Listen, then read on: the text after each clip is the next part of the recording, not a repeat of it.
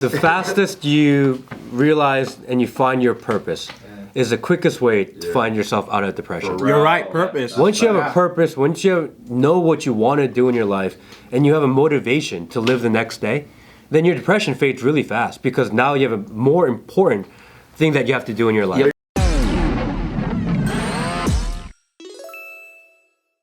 Alright, does anybody know who this is? Jerry roll. Jerry roll? Jerry roll. Jelly roll. Jelly roll? Jelly roll. Jelly roll. Mr. Jelly roll. How come no one here has a face tattoo? That's my question. You guys aren't punk rock. No, we passed that era. Dude, you're supposed to be a free-thinking absolutionist. Where's your teardrop, dude? Well, you know what? I don't like pain. I'm old now. Jerry is a country music star. Jelly roll. Jelly roll, you're right. That's the name. That's right. I stand corrected, even though I'm sitting. He actually is a former drug dealer, now turned a music country star. Okay. I don't know if he's a star, but definitely like a known country music person. He's very popular.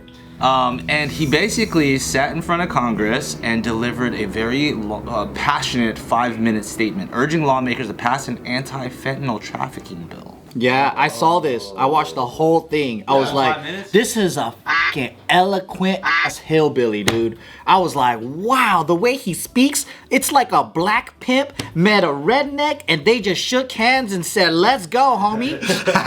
He's smooth, huh? Let's go, good. homie.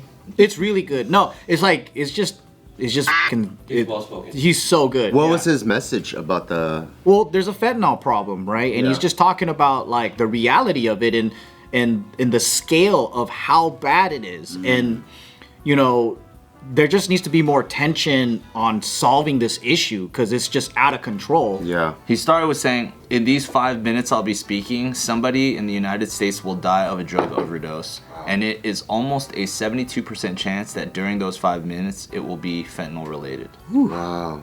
So I mean, fentanyl is definitely a growing, huge statistic that is almost like every drug fucking related article that we've done in the last like year and a half has been fentanyl. We haven't heard about. You know what's crazy? That's like a big mind changer for me because growing up I did hella drugs in teens, right?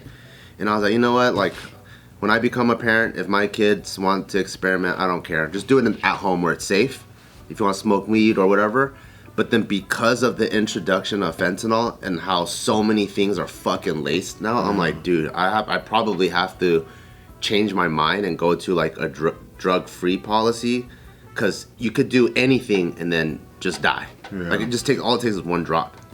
The LA County Department of Public Health reported in December that fentanyl, a synthetic opioid, caused more than 60% of all accidental drug or alcohol overdoses in 2022 and continues to disproportionately kill Black Angelinos. Damn.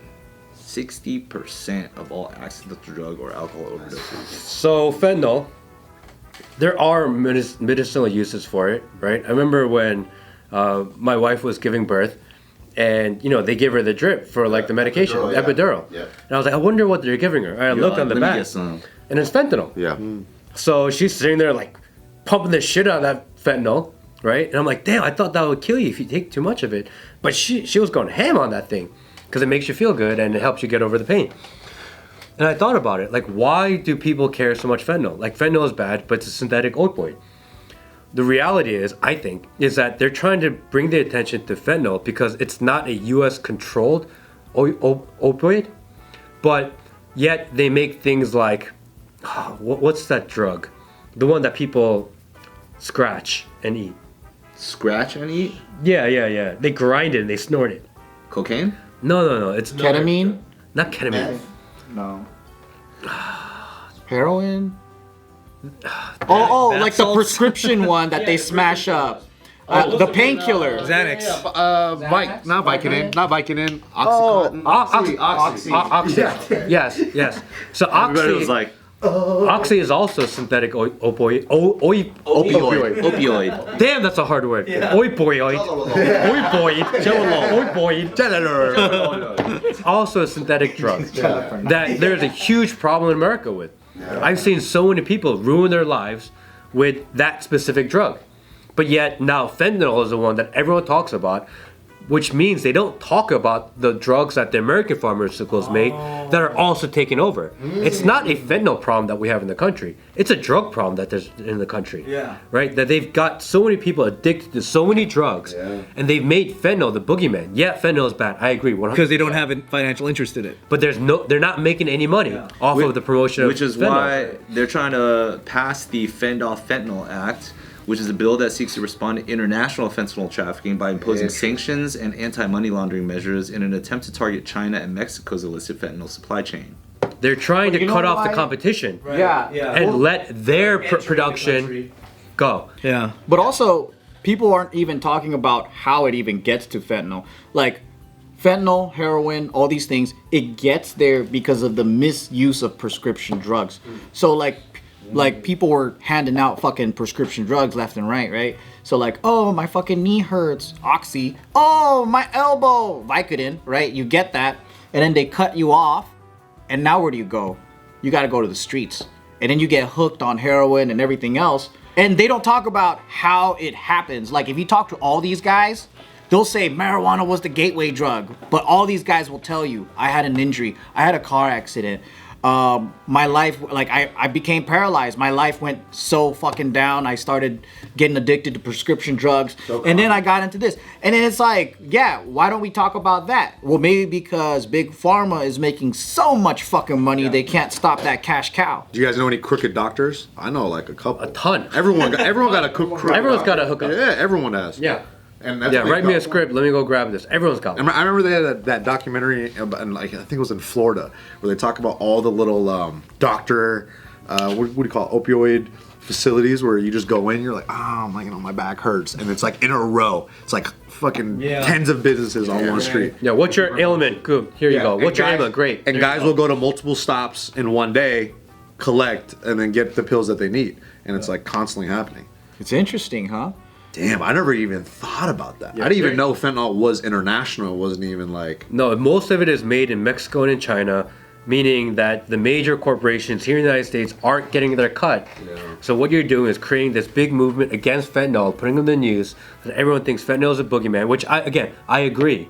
However, it's the other drugs that they produce that are ruining people's lives are just as creating as much damage. You know, but they don't talk about those. No one's talking about. But does it hit the same? Bro, that oxy hits hard. You know what I mean?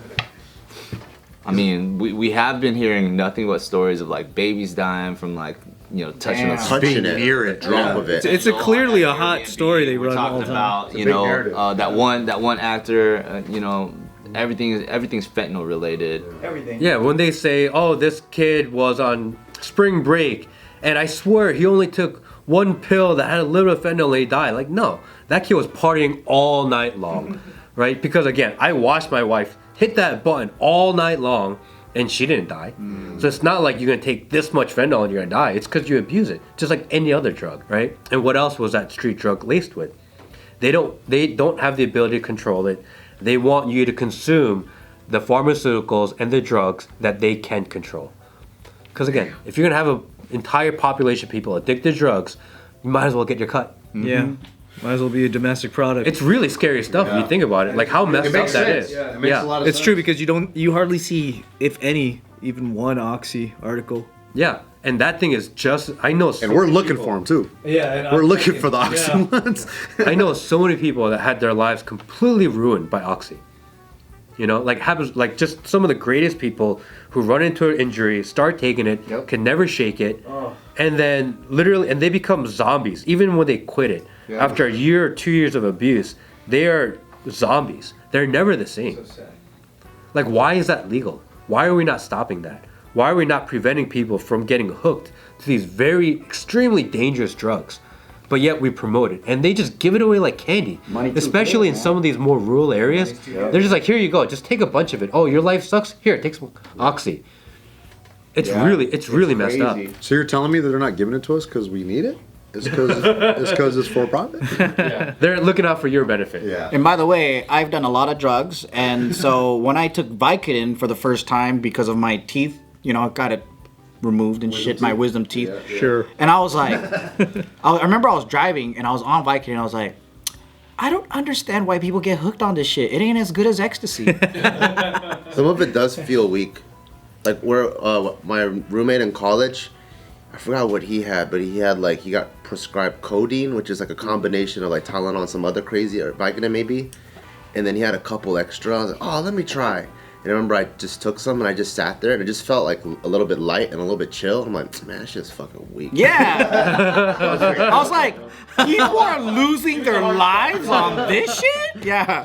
I want to be on the floor, fucking cross-eyed and like drooling. And I was just like, dude, I could fucking study right now. What the fuck is this bull? Yeah. It is kind of funny though when you think about like, you know, when it's fentanyl related deaths or injuries or anything, they're so quick to vilify the drug. Oh, but not the person?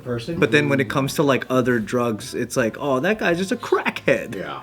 That's true. It's strange. Like fentanyl got a special treatment a little bit where they're like, we got to get it off the streets. What happens when you take an entire generation of people, you remove them from social interaction, you remove them from connecting to people, their only interaction with people virtually and online, and then everyone's feeling depressed, everyone's feeling mental anguish, everyone's feeling mental disorder. And they say, no, it's okay to be sad. It's okay to feel this way. It's okay to feel oppressed. It drives them to these types of things. Really, the solution to all of it from the beginning was get people outside, get people to connect. Yeah. Human relationships solve so many of their Need problems. the community. Yeah. Absolutely. Being outside, having physical activity. These are the solutions to so many problems in our lives. And the solution for the last few years has been stay home, pills, and take some pills. Yeah. It's like the worst way to do it. And then you take kids and you're like, oh yeah, I think he has ADD. Let's give him some pills. For real. He's 12 years old. What are you giving him pills for? Yeah. He needs a jungle gym. Yeah.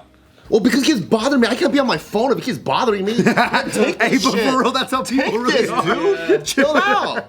I remember the early onset of depression being a massive like thing, right? Like I was kind of like caught in between one being, oh, I'm glad that people are actually talking about this stuff now. Cause like, I guess like, you know, going through college, like taking psychology, all this stuff, I wanted it to be normalized so people would talk about it openly versus like, you know, most of our families are like Hiding with it. yeah, they'll just beat your ass because they think you're crazy or whatever.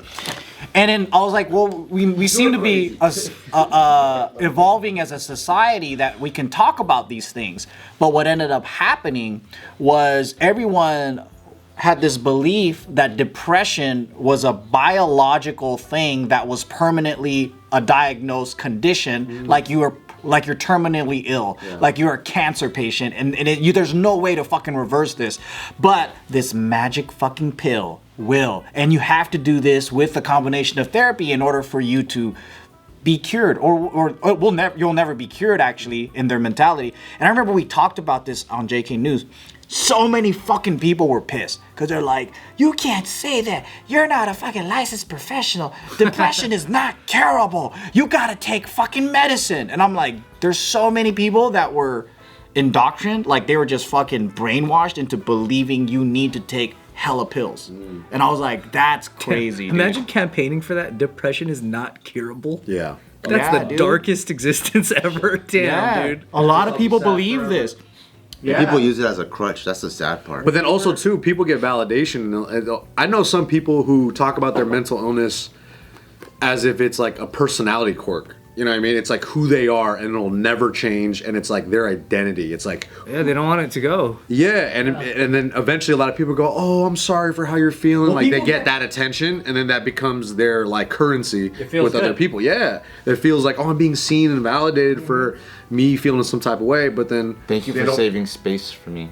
man, fuck you, fuck you with your depression, dude. I don't want to hear that shit. You're bumming me out. This is a safe space. Safe Not space. curable. Safe space. I also can see how people get pissed when you tell them like what Matt just said. Get some sun. Go outside. Yeah, nobody wanna hear First, do all of the things the humans need, like I'm depressed and lazy, okay? yeah, fitness. Nobody want to hear I that. sunburn easily. Yeah. Oh yeah. But I think what they're going through is like such a mentally fucked moment that they're like it can't simply be that easy, right? So then you believe that you have to think your way out of this because there's something to solve. So you're thinking, you're going, no, there's no fucking way that water's gonna cure whatever's going through me. Your headache.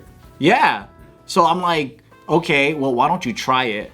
Because to be honest, dude, fucking being hydrated, getting a good workout, eating healthy foods, and walking around the park with your friends, that shit did so much to my mental health, way better. And not believing your friends. Yeah, honestly, take a walk, yo. Dog, just make fun of yourself. That's the fastest cure I can do. Ain't that serious. The fastest you realize and you find your purpose is the quickest way to find yourself out of depression. You're right, purpose. Once you have a purpose, once you know what you want to do in your life, and you have a motivation to live the next day, then your depression fades really fast because now you have a more important thing that you have to do in your life. Yeah, but can I get that in a pill form? So get pregnant.